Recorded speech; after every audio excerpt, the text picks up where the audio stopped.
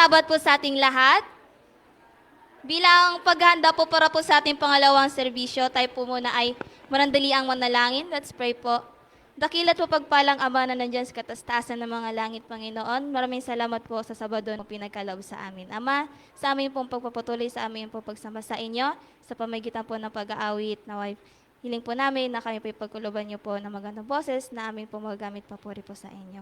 Ganun din po, Ama, maraming salamat po sa patuloy na pagdinig na aming dalangin. Ito po ang sabat hiling sa pangalan ni Jesus. Amen.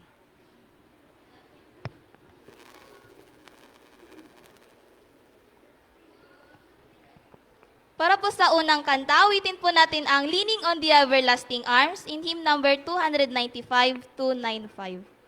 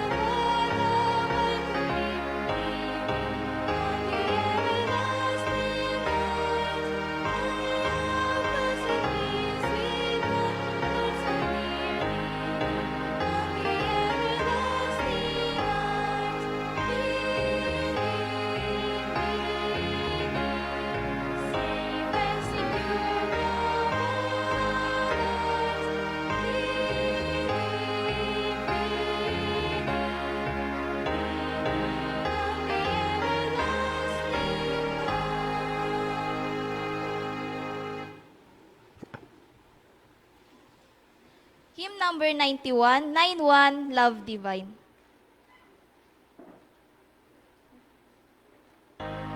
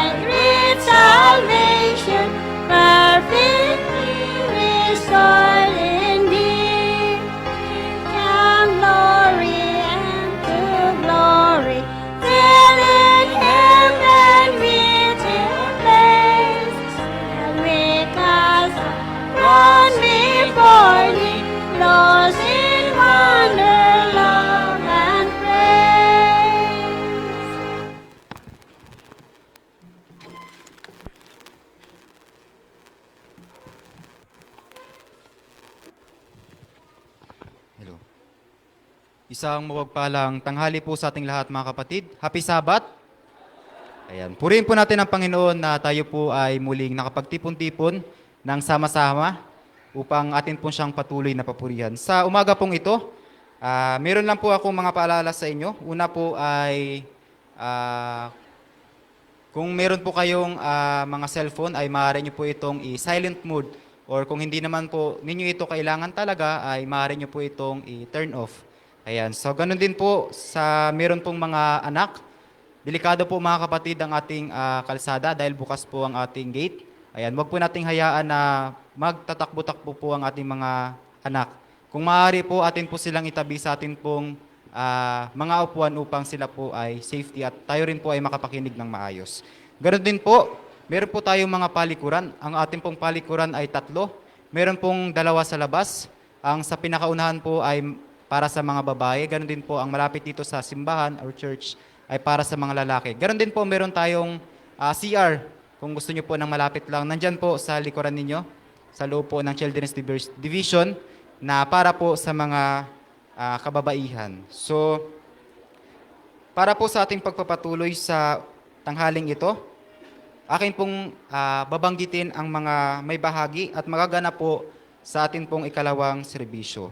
Introit po natin, Holy Holy, Sabbath School, Sabbath Hymn, We Love Thy Sabbath Lord. At susundan po ito ng invocation naman po ng ating speaker. At pagkatapos po nyon ay handog sa atin ang operatory reading and prayer naman po ni Brother J. Badilla. Siya po ay nagmula sa Macedonia Church at Hymn of Praise, O Day of Rest and Gladness.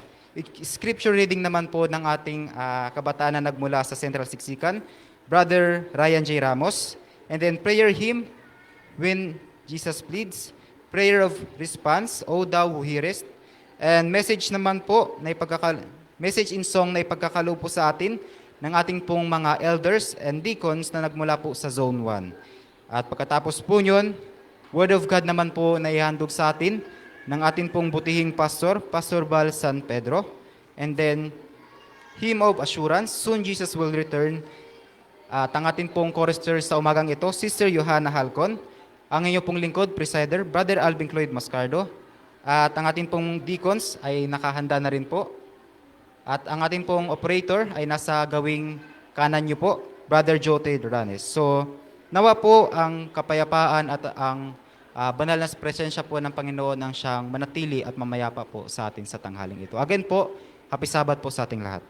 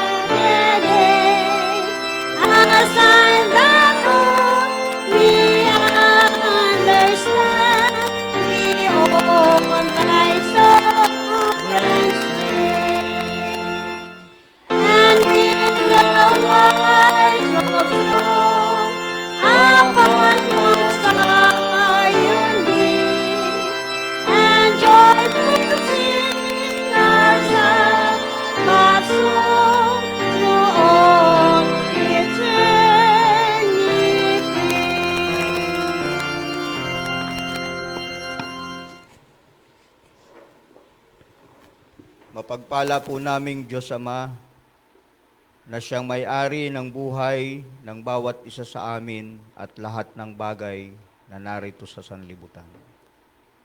Pinupuri po namin kayo at niluluwalhati sa araw na ito ng Sabat.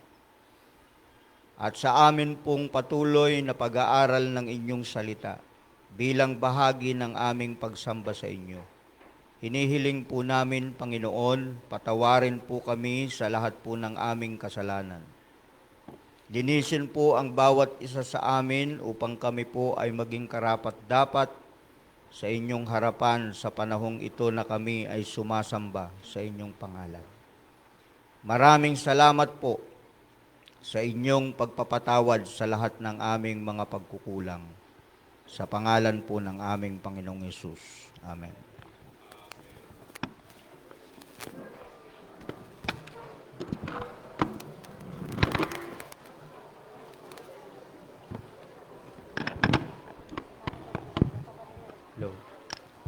Hello. Hello. Magandang umaga po sa ating lahat mga kapatid. At bago po natin kuhain ang ating mga handog at ika po, inyong pong buksan ang inyong mga Bible sa Malakias 3 verse 10. Ganito po ang sabi, dalhin ninyo ang buong 10 bahagi sa kamalig upang magkaroon ng pagkain sa aking bahay. At subukin ninyo ako ngayon sa bagay na ito, sabi ng Panginoon sa mga hukbo. Kung hindi ko bubuksan sa inyo ang mga dungawan sa langit at ihuhulog ko sa inyo ang isang pagpapala na walang sapat na silid na kalalagyan. Atin na pong kunin ang ating mga handog at tika po.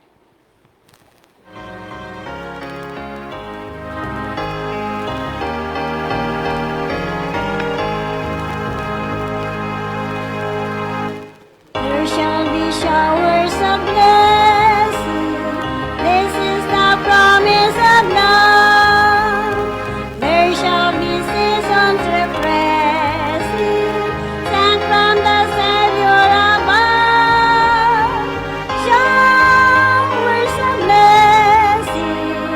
Showers of blessing we need.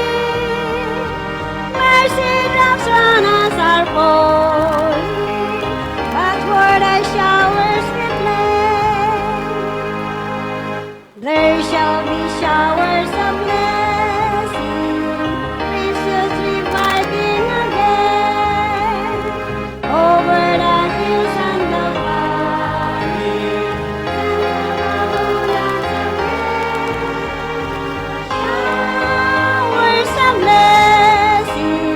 Showers of blessing we need. Mercy drops on us are falling, but for thy showers we pray. There shall be showers of blessing, send them upon us, O Lord. Grant to us now a refreshing, come and honor thy word.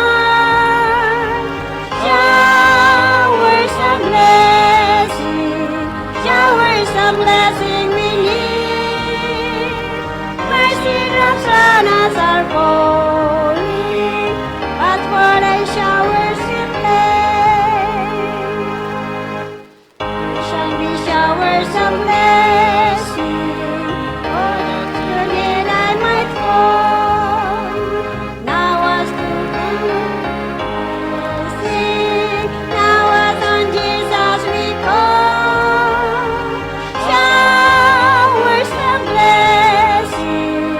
Showers of blessing we need.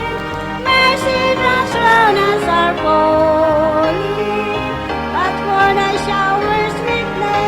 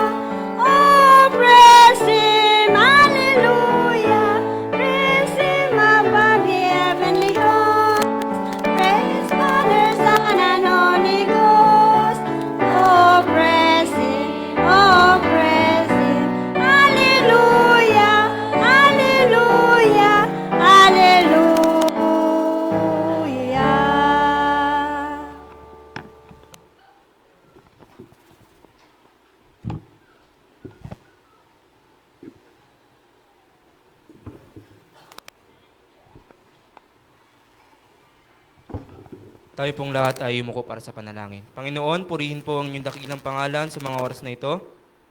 At kami po ay nagpapasalamat na kami ulit ay nagkatipon sa banal na araw at kami po ay nakapaghandog sa mga oras na ito, Ama.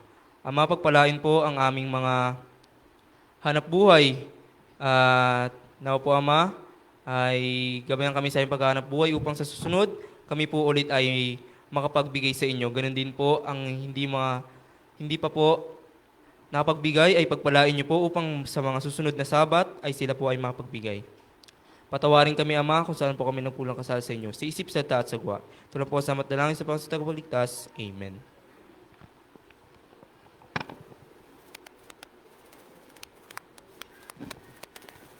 O Day of Rest and Gladness in hymn number 259, 259.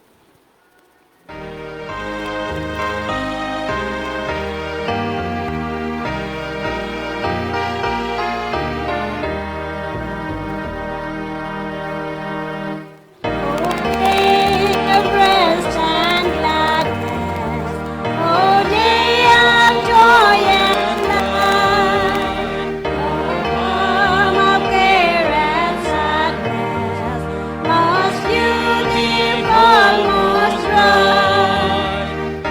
Lead high and lowly, open before the throne. Sing holy, holy, holy to the eternal one.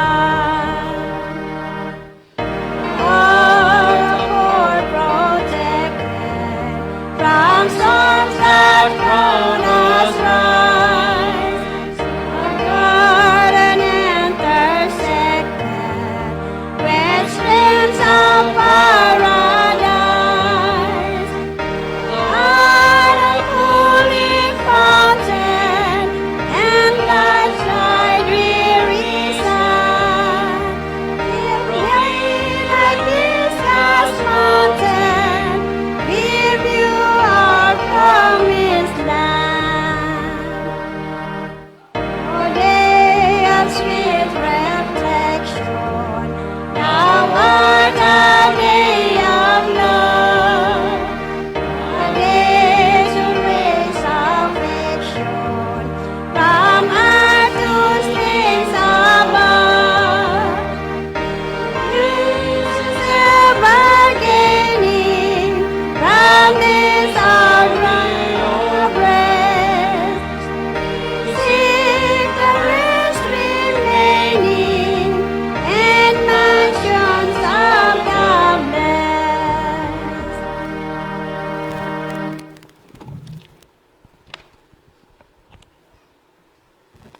Hello. Bago po tayo lumuhod para po sa ating panalangin, aking pong inaanyanyahan na ang bawat isang narito ay, kung kayo po may mga dalang Bible, inyo pong open sa Hebrew verse 11 verse 1. Kung inyo pong natagpuan ay maaari niyo po akong sabayan. Ito po ang pagkasabi. Hello. No faith is the substance of things hoped for, the evidence of things not seen. Tayo po yung manigluhod para po sa ating pong panalangin.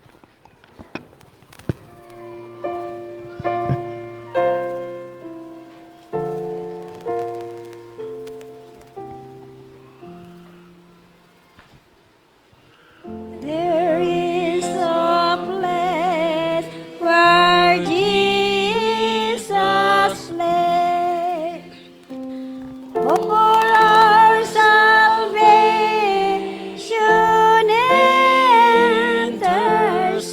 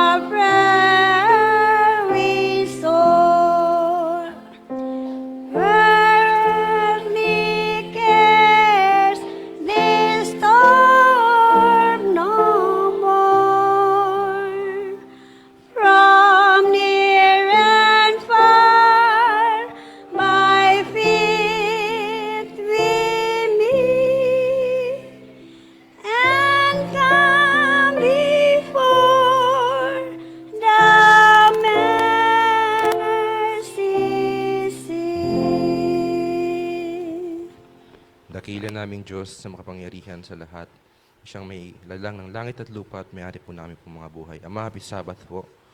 Inihiling po namin sa umaga na to na inyo po nawang patawarin kami sa aming pong mga nagawang pagkukulang at pagkakasala. Sa isip, sa salita, lihiman po to'y Ama. Inyo po nawang linisin namin pong puso't isipan na kami po'y maging karapat-dapat yan po sa langit na bayan. Ama, sa umagang ito, amin pong inihiling na kayo po nawang siyang pumagitna sa amin. Ang inyong presensya ang manguna po sa bawat isang narito. Inyo po nawang pasukin ang aming pong puso't kaisipan upang aming pong presence ay makapokus po sa aming pong pagsamba. Naway sa umagang ito, kabayan niyo po nawa ang aming pong speaker. Kayo po nawang siyang manguna sa kanya. Pagkaloob niyo po ang katalinduhang kanya pong kailangan upang ihatid niya po ang inyong mensaheng nais niyo pong iparinig sa amin sa umagang ito. Amaya, naway buksan niyo po ang aming pong puso't isipan na ang aming pong maintindihan ang inyong mensahe ninyo pong nais na parating sa amin. Nang gayon ay amin po itong ma-apply sa aming pong puso sa pang-araw-araw po namin na buhay. Maraming salamat po sa araw ng Sabat na inyong pong pinagkaloob sa amin. Ito na masama taling sa matamis sa pangalan ni Jesus. Amen.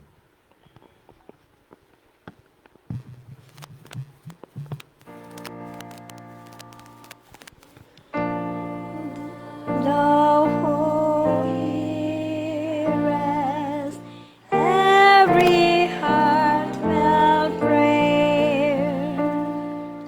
With thy rich grace, Lord, all our hearts prepare. Thou art our life, thou art our love and light. Who live in Sabbath with thee, be bright.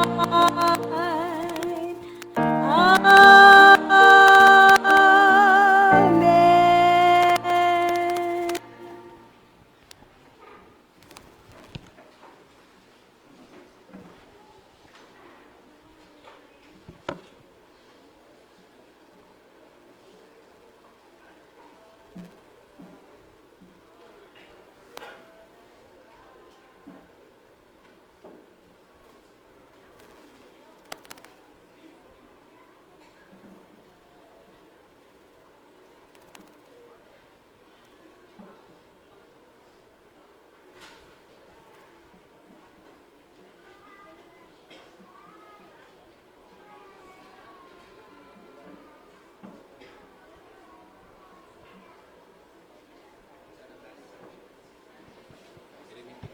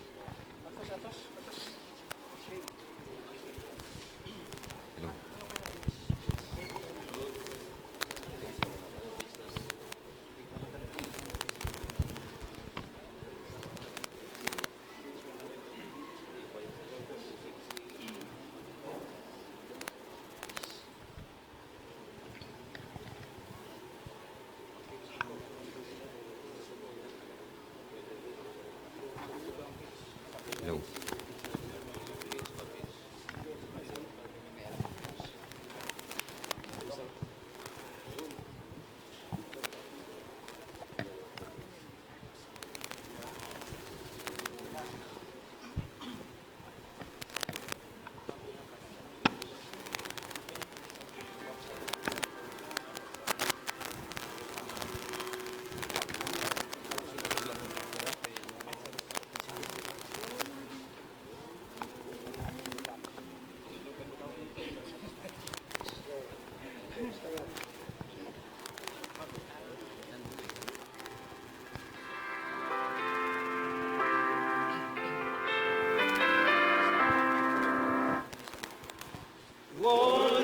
Worthy is the Lamb, worthy, worthy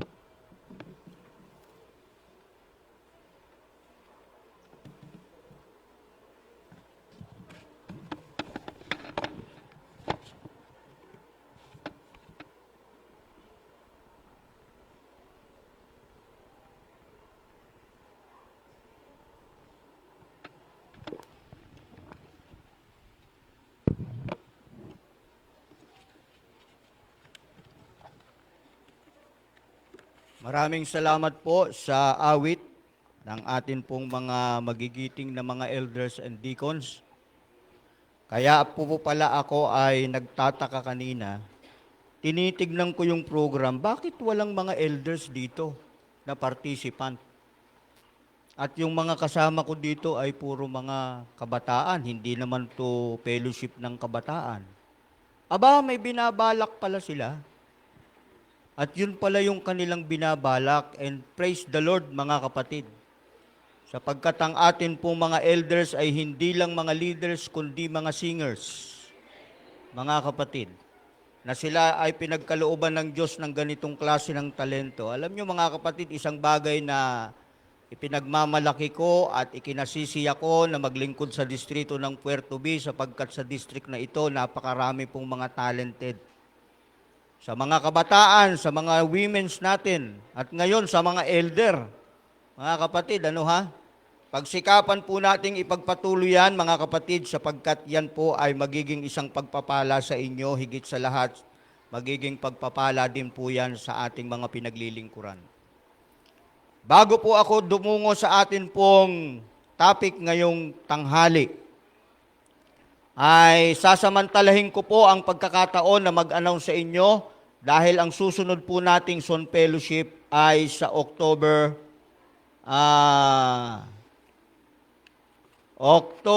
11.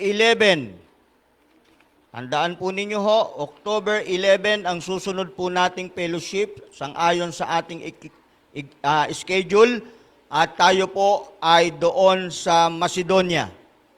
So ang Macedonia naman po ang siyang magiging host natin sa ating susunod na quarter na Son Fellowship. At sa November 29 ay meron po tayong District Fellowship. At kung saan po natin ito gagawin, ito po ay to be arranged, mga kapatid. At ito po ay panahon ng ating collection ng alkansya ko, alay ko. Kaya ngayon pa lang mga kapatid ay atin na pong sinupin yung ating mga Thanksgiving offering na ibibigay natin para sa Panginoon sa November 29 sa ating pong praise program at alkansya ko, alay ko. Mga kapatid, ano po? Ayan. At sa November 15, mga kapatid, wala po tayo sa lahat ng ating mga iglesia. Dahil lahat po ng iglesia sa buong Central Palawan at buong Palawan ay doon po sa Puerto Princesa City Coliseum. Dahil tayo po ay magse-celebrate ng ating ika-16 na anibersaryo ng ating misyon. Mga kapatid, ano ho? Ayan, so yan po yung mga mahahalagang event na natitira sa atin hanggang December. Kaya pagsikapan po natin na ito ay atin pong maatinan, mga kapatid, ano? para ito po ay maging pagpapala sa atin at pagpapala din sa ating pong mga iglesia at sa gawain ng Panginoon. Tayo po'y manalangin. Dakila po naming Diyos na makapangyarihan sa lahat.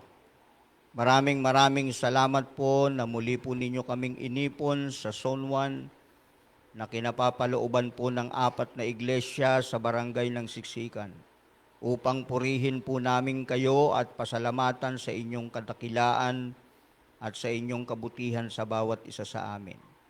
Pinasasalamatan po namin kayo sa mga talentong ipinagkaloob po ninyo sa aming mga kapatid upang gamitin po namin sa paglilingkod sa inyong gawain higit sa lahat sa amin pong pagsamba sa inyong dakilang pangalan. Inaanyayahan po namin sa tanghaling ito sa aming kalagitnaan ang presensya ng Banal na Espiritu. Gabayan po nawa kami at samahan sa aming pag-aaral upang kami po ay matuto ng isang mahalagang bagay sa aming mga buhay na siyang magpapatatag sa amin na kami ay magpapatuloy sa aming Kristiyanong pamumuhay bilang inyong katiwala hanggang sa kayo po ay dumating sa lupang ito. Salamat po sa inyong pagdinig sa aming dalangin. Ito po ang aming hiling sa pangalan po ng aming Panginoong Hesus. Amen.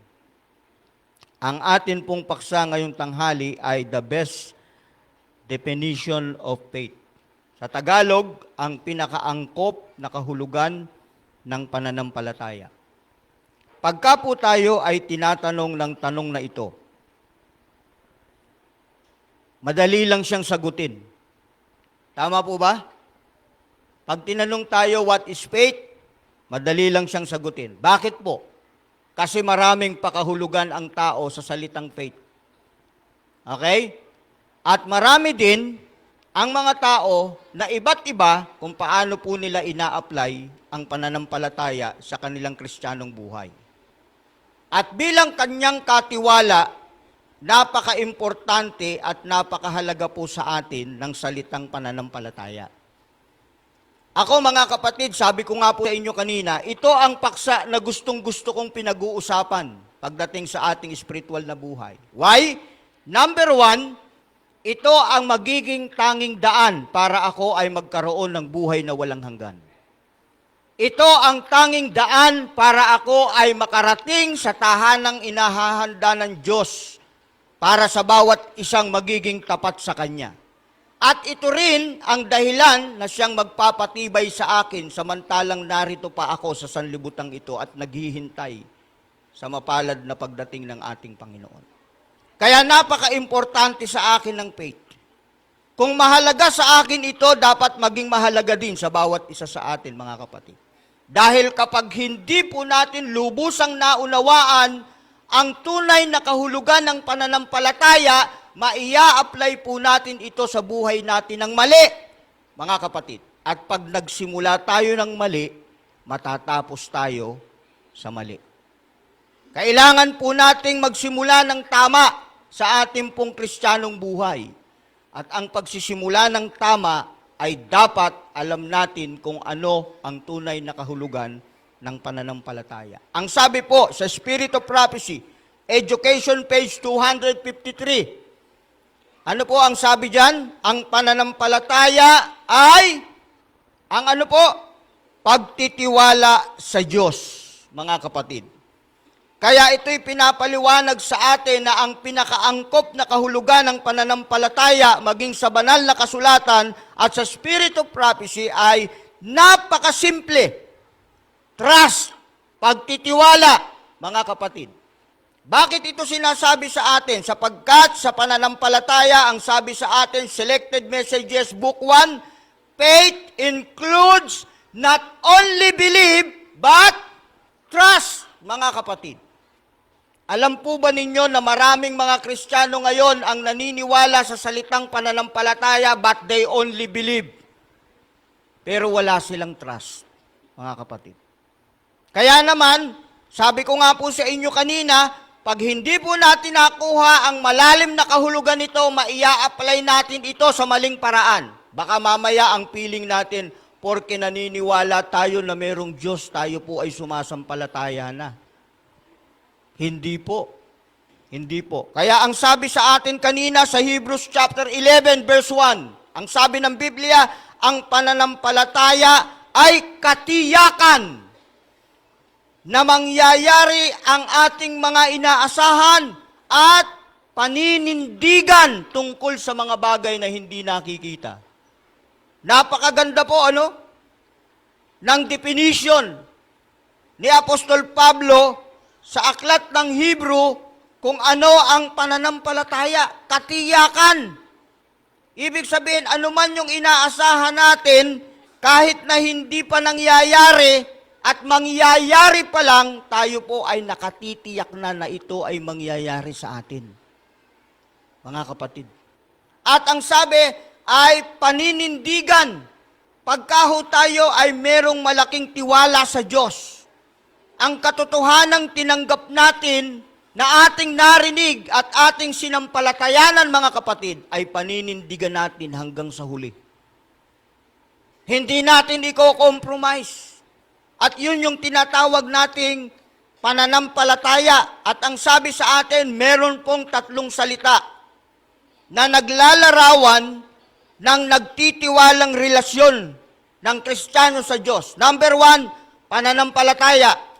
Number 2, paniniwala. And number 3, pagtitiwala.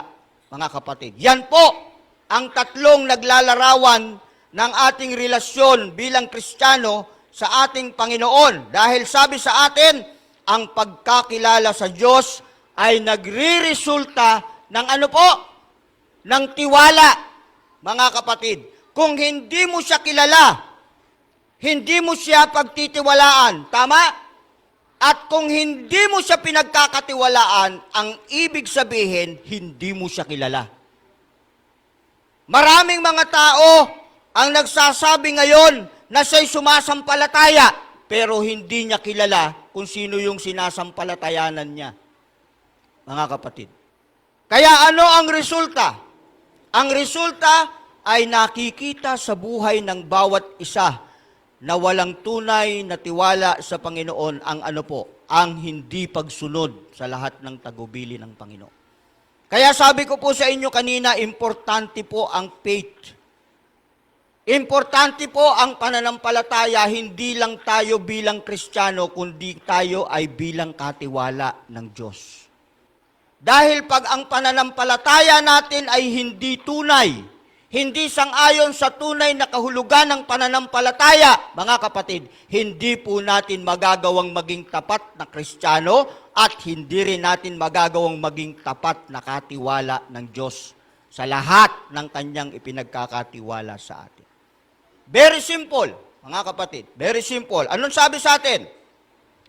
Ang pagkakilala kay Jesus ay bunga ng paglalaan natin ng oras sa pakikipagkaisa sa Kanya, pakikipag-ugnayan at pakikipagrelasyon sa Kanya. Kung lalapit ka sa Kanya, bibigyan Kanya ng tunay na pananampalataya na kailangan mo. Ang unang bunga ng paghahanap kay Jesus ay ang tunay na pananampalataya at ang katuwiran ang pangalawa. Anong ibig sabihin yan, mga kapatid? Ipinaaalala sa atin, mga kapatid, na ang pananampalataya ang kailangan po nating palakasin sa ating buhay araw-araw. Ang ating relasyon, nagpapaalala sa atin, mga kapatid, na dapat pinagbubuhusan natin ng panahon na kilalanin ng malalim ang ating tagapagligtas na si Jesus. Ito ang dapat nabigyan natin ng oras. Hindi ang mga bagay sa sanlibutan, sapagkat ang mga bagay sa sanlibutan ay mag-aalis sa atin sa tunay na pagtitiwala sa Diyos. At yan ang nangyayari ngayon, mga kapatid. At yan ang nangyayari ngayon maging sa loob ng ating iglesia. Punong-puno tayo ng mga taong nagsasabi sa kanilang sarili na sila'y may pananampalataya, subalit pagdating ng panahon ng kabagabagan, ang pananampalatayang ito'y nawawala, mga kapatid. Kanina pinag-uusapan natin ang tungkol doon sa Israel nung sila'y nasa Red Sea. Napakagandang halimbawa ng pananampalataya, mga kapatid. na doon ay nakita natin kung paanong ang Diyos na makapangyarihan sa lahat na Diyos ni Jacob, ni Abraham, ay ipinakita sa atin ang kanyang kapangyarihan, mga kapatid. Kaya nakita nyo, yung pananampalatayang ipinakita ng mga Israelites doon sa harap ng Red Sea ay isang pananampalatayang, mga kapatid, kailangan natin sa panahon ngayon. Ang tawag doon, fearless faith. Anong ibig sabihin nun? Pananampalatayang walang takot, mga kapatid. Dahil ang mundong ginagalawan natin ay talagang unti-unti, mga kapatid, na lumilikha ng takot sa puso ng bawat isa sa atin. Kapag ang pananampalatayang walang takot ay wala sa puso natin, mga kapatid, sa tingin po ninyo, ano ang magiging itsura ng ating mga buhay araw-araw, mga kapatid?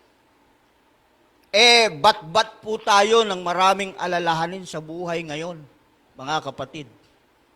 Di po ba? At ang pinaka-number one kailangan ng tao ngayong pera. Pera. At sa pagiging katiwala, dito tayo hinahamon palagi. Pera. Kaya kung tayo po ay hindi magkakaroon ng isang tunay na pananampalataya na tinatawag nating pagtitiwala, ay napakahirap maging tapat na katiwala kung wala po tayong ganitong bagay. Ano pang sabi sa atin? Mga kapatid, meron pong dalawang bagay lamang ang kinakailangan upang magtiwala tayo sa isang tao. Hindi po ba? Number one, una, kailangan dapat kang maghanap ng isang taong mapagkakatiwalaan. Pangalawa, dapat makilala mo siya ng lubusan, mga kapatid. Ayan. So ang sabi sa atin, kapag kinilala natin ang Diyos bilang ating pribilehiyo na makilala siya, ang ating buhay ay magiging isang buhay ng patuloy na pagsunod. Mga kapatid. So, ibig sabihin, pagdating sa ating pagtitiwala sa Diyos, mahalaga yung elemento ng ating pagkakilala sa Kanya. Dahil hindi po tayo magtitiwala sa Kanya kapag tayo po ay hindi nakakakilala sa Kanya. So, ibig sabihin, kapag ako ay nawalan ng tiwala sa Kanya, sa aking buhay, araw-araw, nangangahulugan po yun, mga kapatid, na hindi ko siya kilala. Tama po ba? Baka mali ako. Ha? Tama po ba? Kung tama po ako, can you say amen? So, ibig sabihin, mahalaga yung pagkilala natin sa Panginoon. Para magkaroon tayo ng tunay na pananampalataya at pagtitiwala sa Kanya. Kinakailangan po natin siyang kilalanin ng lubusan. Kung atin pong sasabihin sa Step to Christ, ang sabi sa atin, ang pagsunod ay bunga ng pananampalataya, mga kapatid. Kaya, importante po ito, mga kapatid. Ang tanong sa atin ngayong tanghali, gaano po ba ninyo kakilala ang Panginoon? Ha, mga kapatid?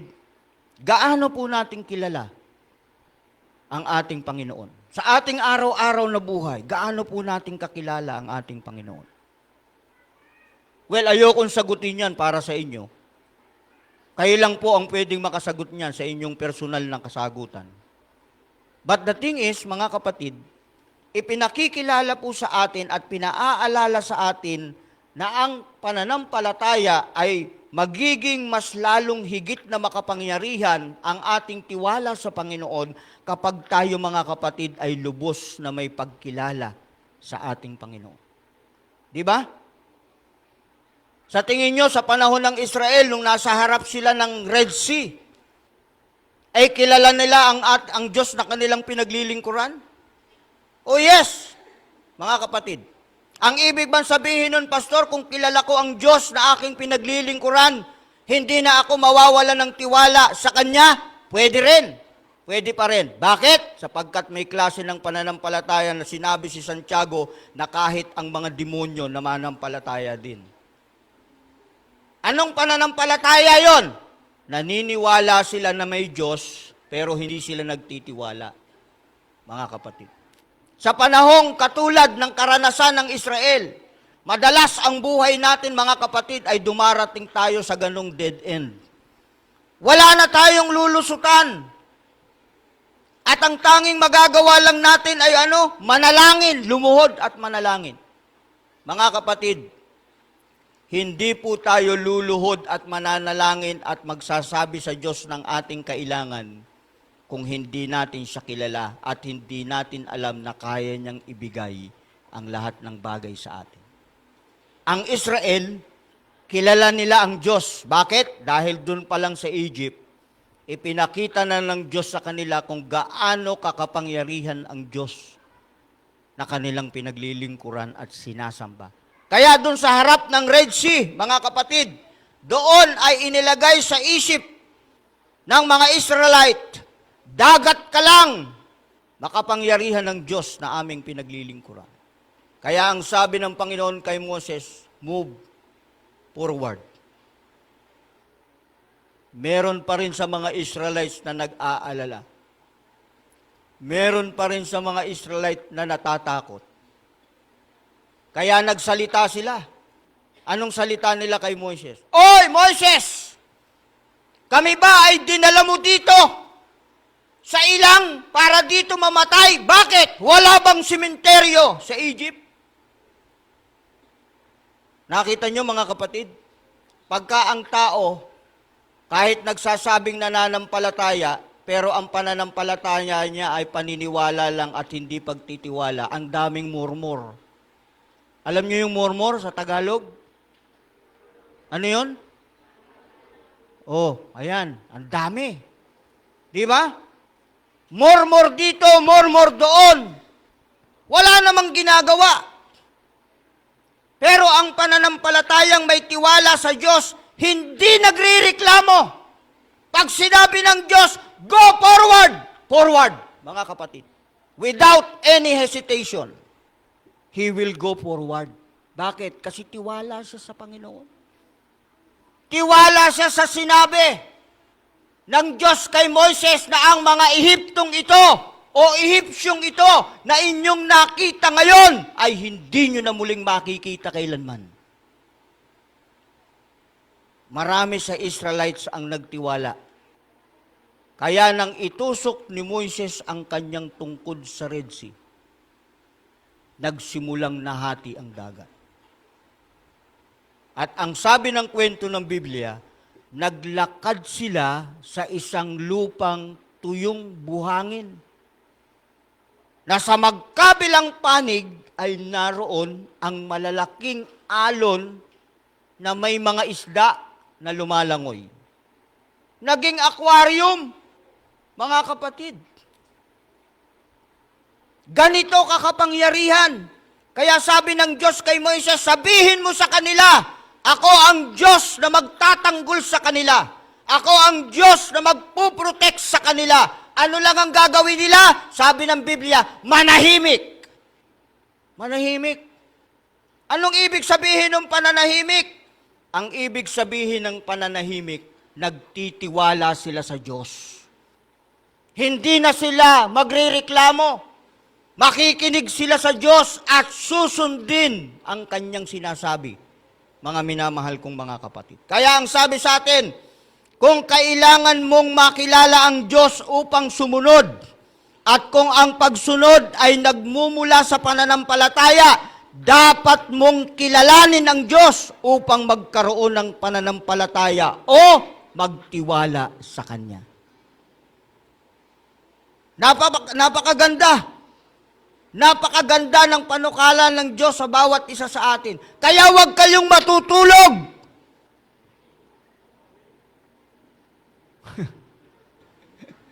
Isa lang yung nag-amin, ha? Ha? Kaya huwag tayong matutulog sa ating pananampalataya, sa ating pagtitiwala sa Diyos.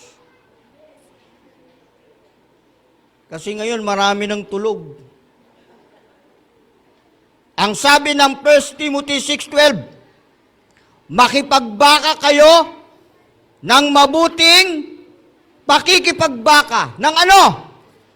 Ng pananampalataya. Kita mo yan?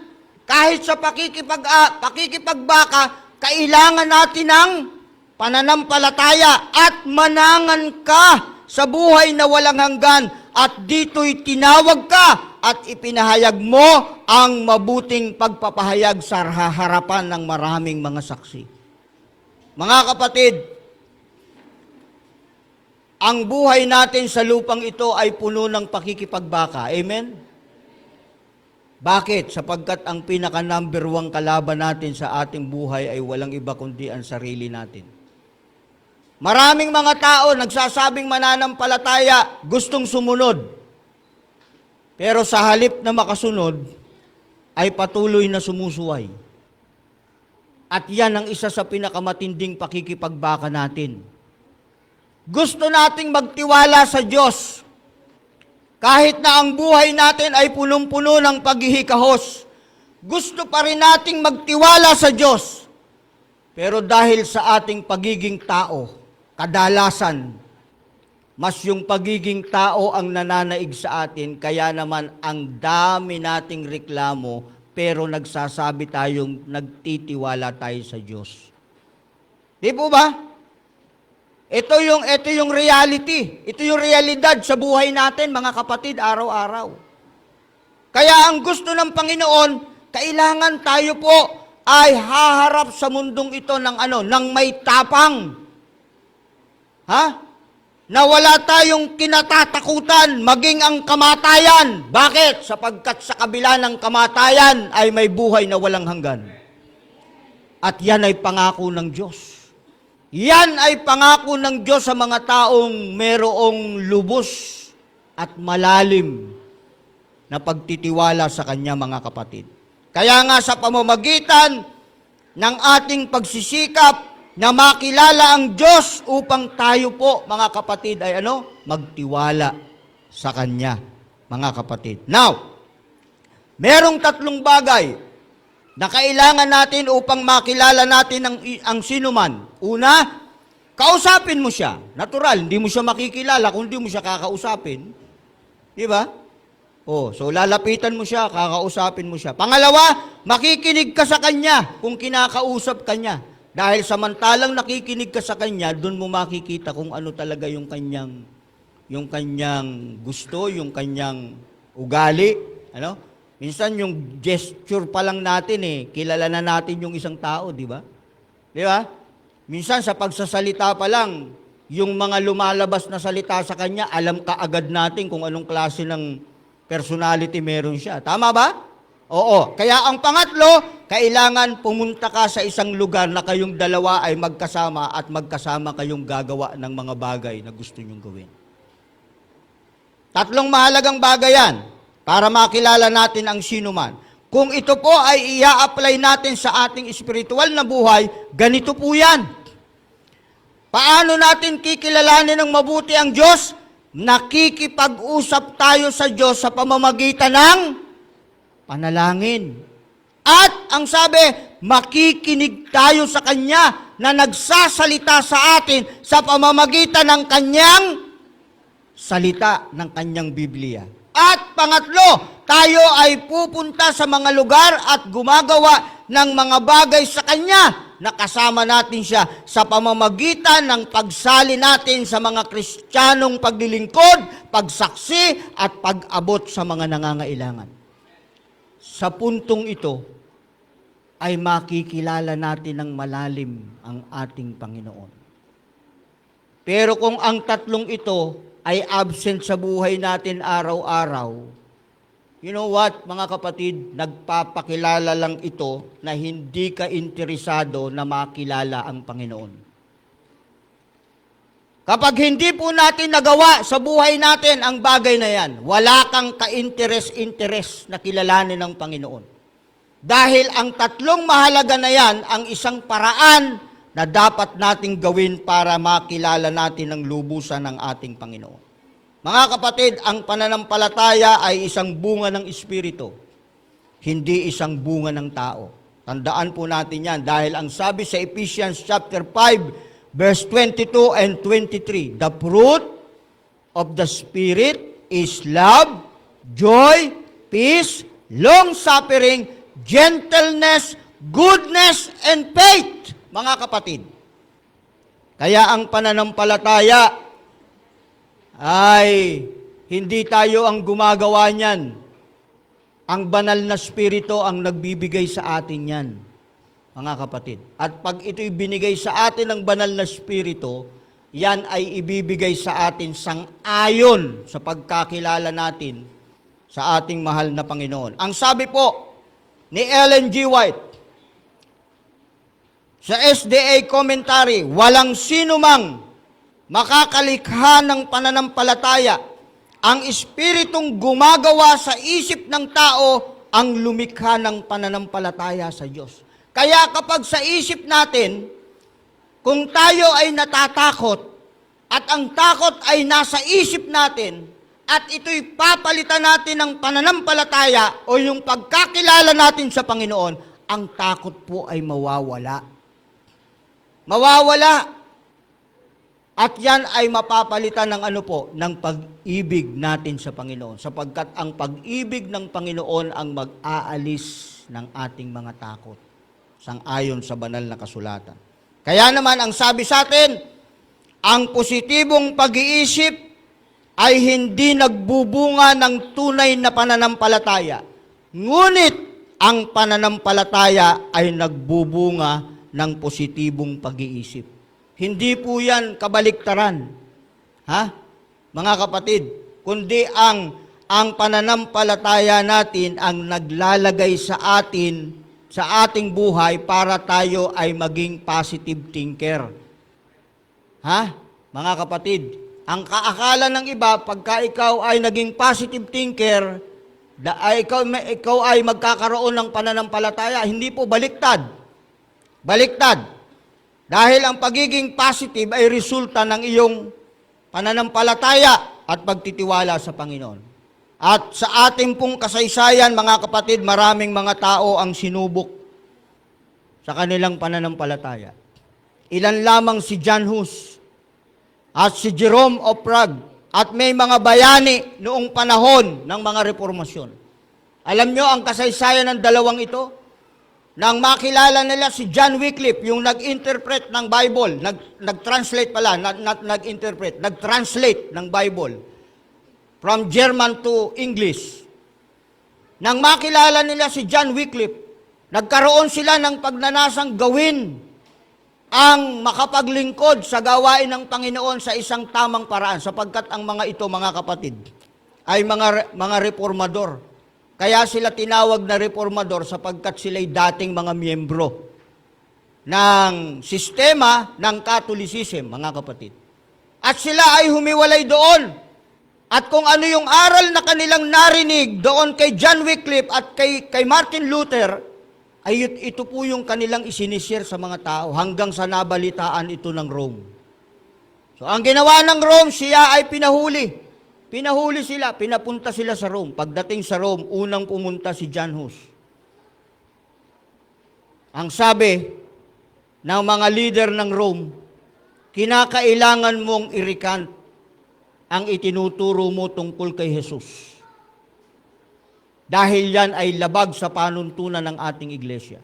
Dahil pag hindi mo ginawa yan, mapipilitan ang Rome na ikaw ay parusahan. Alam niyo, sabi ni John Hus, minsan ko lang narinig at minsan ko lang naramdaman sa aking buhay na ang Panginoon na siyang lumikha sa akin ay kasama ko araw-araw. Dahil alam ko na ang aking itinuturo sa mga tao ay salita ng isang makapangyarihang Diyos na nagbibigay ng buhay sa akin araw-araw. Gawin niyo kung anong gusto niyong gawin sa akin. Hindi ko kinakailangang baliktarin ang aking desisyon. Maninindigan ako sa aking desisyon. At dahil doon, si John Hus, sinunog ng buhay. Mga kapatid. Ganon din si Jerome. Sa kanyang pananampalataya, ay nakita natin kung paanong ang kanyang tiwala sa Diyos ay hindi kailanman po pwedeng agawin ng kamatayan sa kanyang puso. Mananatili siya na nagtitiwala sa Panginoon sapagkat ang katotohanan ay kanya nang narinig. Tayo po mga kapatid, Matapos nating marinig ang katotohanan, sinampalatayan na natin mga kapatid hanggang saan ang tiwala natin sa Kanya. Tandaan natin mga kapatid, darating ang panahon susukatin ng isang bulok na sistema ang ating tiwala at pananampalataya sa Panginoon. Ang tanong sa atin, saan tayo tatayo?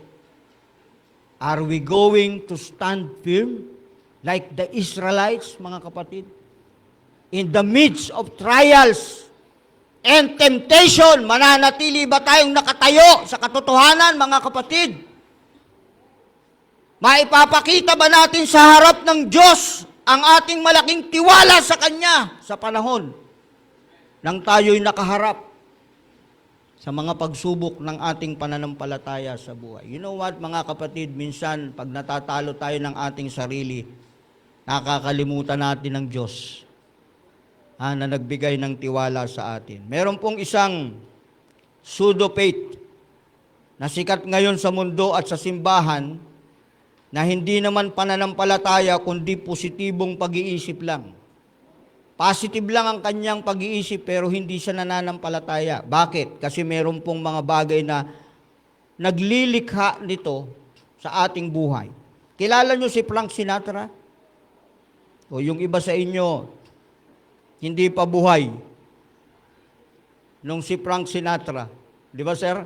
Yan po ay naging sikat nung 1960s, kung di ako nagkakamali. Panahon na binata pa yung tatay at nanay ko. Oo. Hindi pa po ako pinaglilihin ng nanay ko. Hindi pa alam kung ako ba'y lalabas sa mundong ito o hindi. Alam nyo si Frank Sinatra, meron siyang paboritong awit ng tatay ko, I Did It My Way. Sino po may paborito nito rito? Ayaw yung tumaas ng kamay baka mamaya sa videoke. Kakantayin, I did it my way. Alam nyo yung kanta na yan? Oh. Pero alam ba ninyo mga kapatid, ang kantang niya yan ay nagpapakita lang ng pagiging positibong pag-iisip. I did it my way. Pero hindi siya nagpapakita sa atin ng tiwala sa Diyos. Ito ay nagpapakita lang sa atin, mga kapatid, ng pagiging positibo na kaya nating gawin ang isang bagay. Pero hindi po ito nagtuturo sa atin na tayo ay lalong magtiwala sa Diyos. Kasi sa title pa lang, anong title niya? I did it my way. Nakita mo yan? Doon pa lang sa title, makikita mo na siya mismo walang tiwala sa Diyos kasi mas tiwala siya sa kanyang kakayanan, sa kanyang sarili. I did it my way. And you know what, mga kapatid, maraming mga Kristiyano ngayon ang ganito, ang thinking. I did it my way. Kaya kadalasan, pag yung sarili nating gusto ang ginagawa natin, anong resulta sa buhay natin at karanasan? Kapahamakan. Kapahamakan. Namatay si Frank Sinatra. Sumikat sa buong mundo. Pero namatay si Frank Sinatra na isang taong malungkot at walang kasama. Sa dinami-dami ng kanyang tagahanga, dahilan sa pagkanta ng awit, I did it my way. Nang mamatay si Frank Sinatra, mag-isa siyang ibinurol sa kanyang sariling tahanan because he believed, I did it my way. Mga kapatid, huwag po nating gagawin ang isang bagay na ikapapahamak natin, kundi ang dapat nating gawin kapag ikaw ay lumalakad sa apoy, hindi ka masusunog, ni magniningas man ang alab sa iyo dahil sa iyong tiwala sa ating Panginoon. Tiwala pa rin at pananampalataya sa Diyos kahit na hindi gumana ang mga bagay ayon sa gusto mo. Mga kapatid, madaling magtiwala sa Diyos kung maayos ang buhay natin. Ang tunay na pagsubok ng pananampalataya ay dumating kapag ang ating mga panalangin ay hindi sinasagot. Mga kapatid, ito ang pinakamalaking subukan ng ating pananampalataya at tiwala sa Diyos, mga kapatid. kapag ang ating panalangin ay pakiramdam natin ay hindi sinasagot. Pero naroon pa rin tayo at nagtitiwala sa Panginoon. Mga kapatid, sabi sa Spirit of Prophecy, nais ng Panginoon na magtiwala ka, kapatid, sa kanyang pag-ibig at awa sa gitna ng mga ulap at kadiliman, gayon din sa sikat ng araw. Ibig sabihin, mga kapatid, ang ating tiwala sa Panginoon dapat hindi lang sa panahon ng maliwanag ang buhay natin, kundi dapat higit na magtiwala tayo sa Panginoon kapag ang buhay natin ay madilim at maraming mga alalahanin sa buhay, mga kapatid. Nakita natin sa banal na kasulatan sa chapter 11 ng aklat ng Hebrew, ang mga lalaki at babae na nagpakita ng kanilang pananampalataya sa Diyos. Naandyan si Enoch, naandyan si Moises, naandyan si Noah. Na nakita natin kung paano sila nagtiwala sa ating mahal na Panginoon, mga kapatid. Ang sabi, nahihirapan tayong unawain kapag nababasa natin na sa lahat ng kalooban na maibibigay ng langit sa mga tao ang pakikipagkaisa kay Kristo sa kanyang pagdurusa, ang pinaka mabigat na tiwala at pinakamataas na karangalan. Ministry of healing, mga kapatid. Kung inyong babasahin ang chapter 11 ng aklat ng Hebrew, sa last part, yung first part from beginning, mga kapatid, hanggang verse 34, makikita mo doon yung mga tao na nagtiwala sa Panginoon na ang ganda ng kanilang mga istorya. Pero hindi natin nakita yung nasa verse 35. Ano yung nasa verse 35? Ito, simulan natin.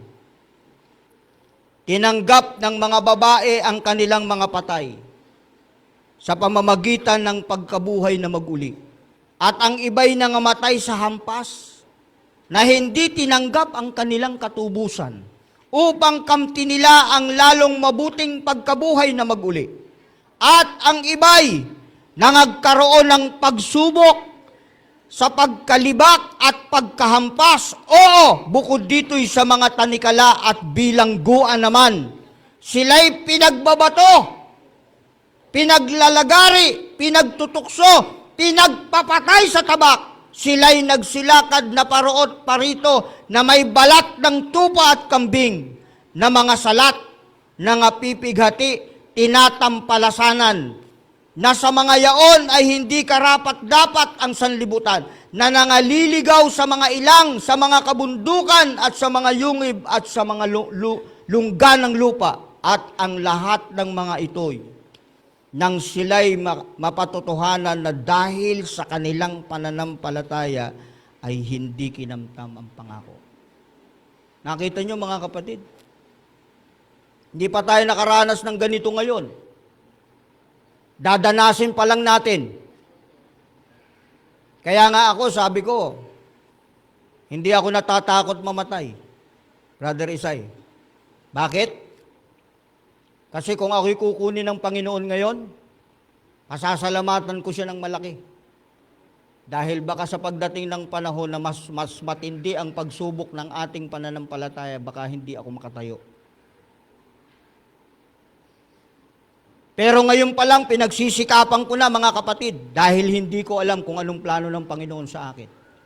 Kaya pinagsisikapan kong kilalanin ng Panginoon. Magtiwala ng lubusan sa Kanya. Ano man ang mangyari sa akin sa hinaharap, mga kapatid, alam ko na wala akong dapat katakutan, sapagkat ang Diyos ay nasa akin. Ang sabi sa atin, no matters what today look like. Ano ba ang tingin nyo sa mundong ginagalawan natin ngayon? Okay pa ba? Ha? Okay pa ba yung mundong ginagalawan natin ngayon? O no, hindi na okay. Ha? Kaya sabi sa atin, no matters what today look like, keep your faith strong. God can change your story and turn sorrow into joy. Mga kapatid, ito ang pakiusap sa atin ng Panginoon, na anuman ang nangyayari sa ating kapaligiran ngayon, manatili tayong malakas sa ating pananampalataya, sapagkat kayang baguhin ng Diyos ang inyong kwento mula sa kalungkutan hanggang sa kaligayahan, mga kapatid. His timing is never late. It always perfect. And keep praying. Don't quit. Never give up, mga kapatid. Keep seeking Him even when the answers feel far away, mga kapatid. What looks like a delay is often God preparing something better. Kaya pag may mga bagay na gusto nating mangyari na dinidelay ng Panginoon, huwag kayong mag-alala dahil nag-iisip ang Diyos ng mas higit pa sa gusto mong mangyari. You may not see the breakthrough yet, but that doesn't mean it's not already in motion. What feels like silence is actually set up. While you wait in faith, He already moving pieces in place, mga kapatid. Wow! Ganun pala yon, mga kapatid. Kaya sinabi ng Diyos sa mga Israelita, huwag kayong mag-alala, manahimik na lang kayo dahil ako ang gagawa para sa inyo. Mga kapatid, ang sabi sa atin, ang mga pang-espiritong pangako para sa kapatawaran ng kasalanan, para sa banal na espiritu, para sa kapangyarihang gawin ang kanyang gawain, ay laging nagagamit o magagamit. Ngunit ang mga pangako, mga kapatid, para sa mga temporal na pagpapala, kahit na para sa buhay mismo, ay naibibigay sa atin, mga kapatid.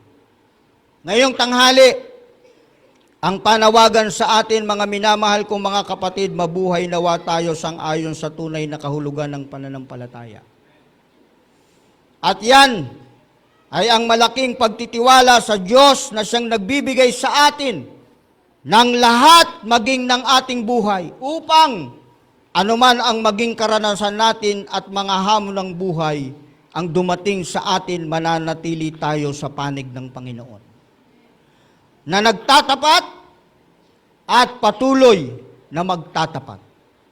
Pagpalain po tayo ng Diyos sa tanghaling ito at naway mabuhay tayo ng may katapatan at patuloy na may malalim na tiwala sa Panginoon hanggang sa mahayag sa alapaap ng langit ang ating tagapagligtas at sasabihin nating narito ang aming minamahal na Panginoon na aming tagapagligtas. Tayo po ay manalangin. Aming Ama sa langit, buong kababaang loob kaming lumalapit sa iyo. Kinikilala na nabubuhay kami sa panahong walang katiyakan. Ipinapaalala sa amin ng mga sakuna, kahirapan at pagsubok kung gaano karupok ang buhay sa mundong ito. Ngunit ipinaalala rin ito sa amin na manabik sa pagbabalik ni Jesus na aming Panginoon. Kung kailan titigil na ang lahat ng trahedya, Panginoon, nais naming maging handa, tulungan mo po kami na laging handa. Hindi lang sa panahon ng emergency, kundi pati na rin sa aming mga pusong matuwid sa iyo. Patawarin mo po kami, Panginoon, sa aming mga kasalanan at punuin mo kami ng pananampalataya. Tinatanggap namin si Jesus bilang aming tagapagligtas at ang mapalad na pag-asa ng aming buhay pagdating niya sa kaluwalhatian. Nais naming magalak sa kanyang pagpapakita, hindi ang tumakbo sa takot. Isulat mo, Panginoon, ang aming mga pangalan sa aklat ng buhay. Gawin mo kaming tapat at mapagbantay sa araw-araw na tumutulong sa iba at nagbabahagi ng pag-asa. Salamat po, Panginoon, sa mga pangako na muling darating si Jesus upang iligtas kami mula sa mundong ito ng kalungkutan. Ingatan mo po kami sa iyong pag-ibig hanggang sa malwalhating araw na yon, na sa pangalan ni Jesus, kami po ay nanalangin sa araw na ito. Amen.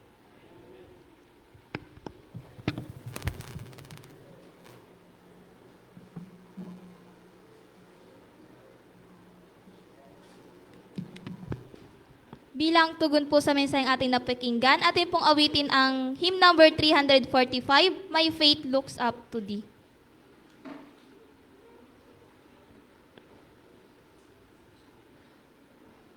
Tayong lahat po ay tumayo.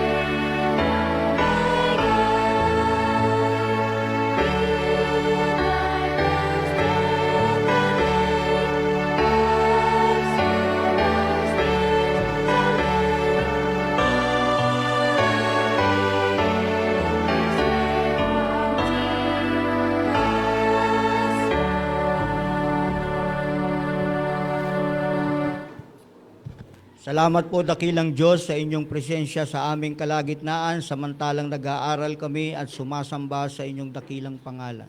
At ngayon, bayan ng Diyos, sumainyo po nawa ang patuloy na pagpapala ng Diyos Ama at patuloy na patnubay ng Diyos Anak at ang pakikisama ng Banal na Espiritu ngayon at magpakailanman sa pangalan ni Jesus.